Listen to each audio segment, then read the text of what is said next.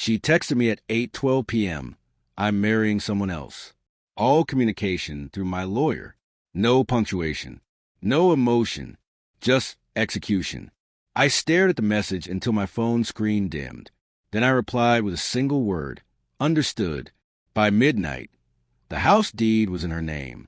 2 days later, her lawyer called. His voice shaky, uneasy, almost breaking. You need to undo this now, before they find out. That was the first time I'd smiled in 48 hours. We'd been together for 9 years, married for 2. I used to believe love was the safest kind of investment. She proved it's the most unstable currency there is.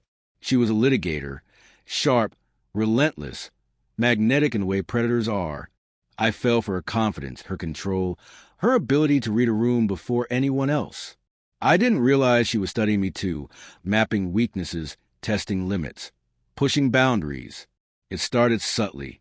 A fake work trip, a phone call taken in another room, then a name, Daniel, slipped too often into her stories. By the time I finally checked her messages, I already knew what I'd see. He makes me feel alive. You deserve better than him. I remember reading those words in total silence. No shaking hands. No raised pulse. Just a cold understanding that something had died, and I'd been too blind to notice its funeral. People think revenge is born of anger. It's not. It's patience dressed as calm. While she was working late, I was studying every transaction, every shared account, every title. I learned our finances inside out. Every password she forgot, I reset. Her firm handled wealthy clients, mergers, settlements, hush money. She used to brag about bending ethics without breaking laws. It amused me once. Later, it armed me. When I discovered she'd been moving assets under my name to hide her bonuses, I didn't confront her. I thanked her. She'd just handed me the blueprint. 2 weeks later, she filed for divorce, claiming emotional neglect. Her lawyer, Mason, sent the papers with a polite cover letter. What he didn't know was that I'd already spoken to him, under a different name. Mason's firm also represented Daniel's business acquisitions. I knew that from her unsent drafts. I also knew Daniel hid undeclared income in offshore accounts. And guess who notarized the shell paperwork? Mason. I didn't expose him immediately. I waited for her wedding day. So I played along the perfect fool. Agreeable, compliant, quiet. I signed every paper, transferred every asset. The day after she texted I'm marrying someone else, I finalized the deed transfer, the beach house she adored, the one I bought before our marriage. On paper, it looked like surrender.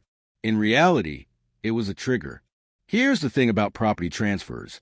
Once ownership changes, all past tax violations tied to that property become the new owner's problem. And she had used that house as collateral in one of her secret client deals, Daniel's company. A deal that, thanks to my quiet interference, no longer existed. Within 48 hours, the authorities would trace the falsified documents back to her and Daniel. Mason had notarized them himself. That's why he called me in panic. You need to undo this before they find out. But I couldn't. The deed was final. The house was hers. And so was the liability. I attended her wedding, invited, of course. She thought it was closure. I sat in the back row, calm, watching her walk down the aisle in white. The color of innocence or cowardice, depending how you wear it. She looked stunning, I'll admit that. But there was something behind her smile, a flicker of unease. Maybe she sensed a storm coming. Maybe she remembered that I was the one who never raised his voice. After the ceremony, I shook Daniel's hand. His grip was practiced, his smile hollow. He looked like a man convinced he'd won. He had no idea he'd just married into debt, fraud, and federal scrutiny. 3 days later, the investigation began. IRS flags, legal audits, Daniel's accounts frozen, Mason's firm under review, her bar license suspended pending inquiry. And me? I received a courteous letter requesting a statement. I sent one, complete with timestamps, documents, and sign transfers. Everything legal, everything clean. I hadn't broken a single law. I'd merely stopped protecting her from the one she broke. One night, she showed up at my door. No makeup, no ring, eyes swollen.